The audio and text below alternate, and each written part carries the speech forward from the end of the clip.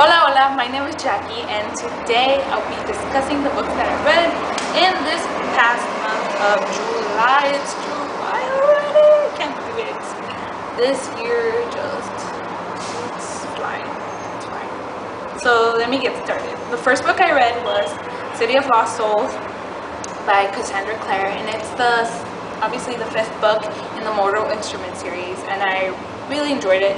Obviously, I can't go into much detail about it because it's a big book, but I don't know where you are if you haven't read or heard of the series, but I gave it 5 out of 5 stars because I really enjoyed it, and it's probably one of my favorite ones out of like these last few books in the series. I just really liked the plot, what was going on, the characters, everything was just on point, which I really liked, and Clary was just a lot better in this book for some reason, and I hope she continues this way in the 6th book, which I will read eventually, I promise.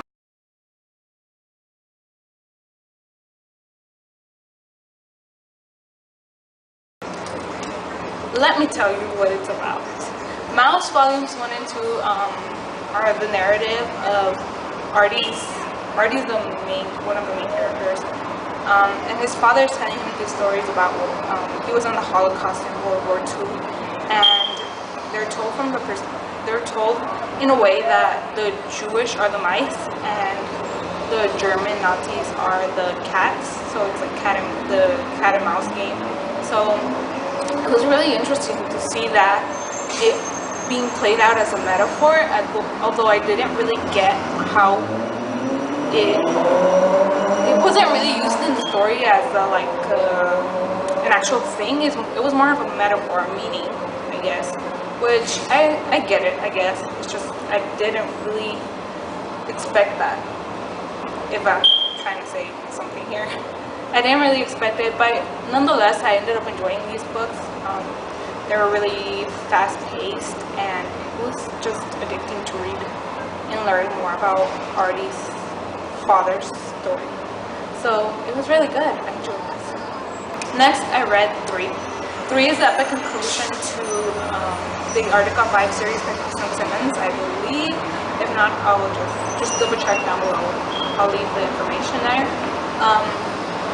But this is the conclusion to the story, and this story follows. I'm not gonna go into what happens in this 3rd book because obviously there will be spoilers.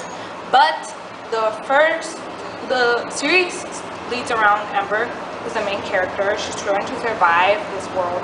It's a post-apocalyptic world in which the government is corrupt. Of course, like all these post-apocalyptic series, and the government is corrupt.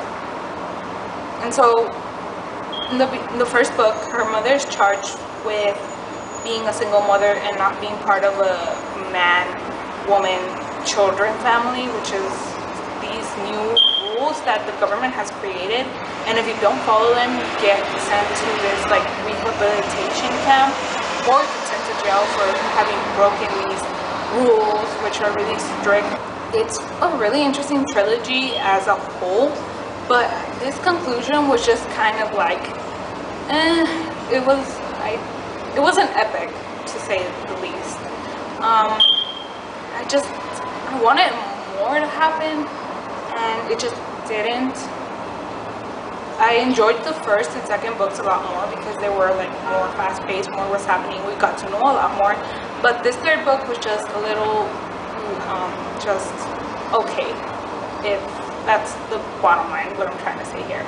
So I gave this book 3 or 4 stars out of 5. I don't remember. I'll put it down in here somewhere. Next, I read Chopsticks, which is more of a not a graphic novel, but like it's a novel told in pictures. And I love the photography in this, but I didn't understand really the story. I didn't connect to the story or the characters, which is why I gave it a 3 out of 5 stars. It follows following like a coming of age kind of story, but told from the perspectives of these 2 teenagers who fall in love. And I just didn't really connect to the story as a whole. I love the pictures, of course, because they're so artistic, and I just love photography. I'm a photography junkie, but I didn't love the story in general, if you know what I mean. It just didn't connect that well to me, and that's why I gave it 3 out of 5 stars. Next, I actually have this book with me. It's called We Are the Goldens by Reinhardt, and it's the story of 2 sisters who are like this, basically. They're like about 8 months apart, I think. And so there's 2 sisters. One of them is hiding a secret. The secret is, it's not a spoiler. The secret is that she's going out with one of her teachers. She's in high school, and her teacher's a bit older than her, but that's the secret. And it revolves around the younger sister trying to deal with this, and she's deciding whether to tell or not her parents. And so this book was most of all addicting and really like a guilty pleasure kind of book, but it also dealt with like real life issues, so it kept me intrigued.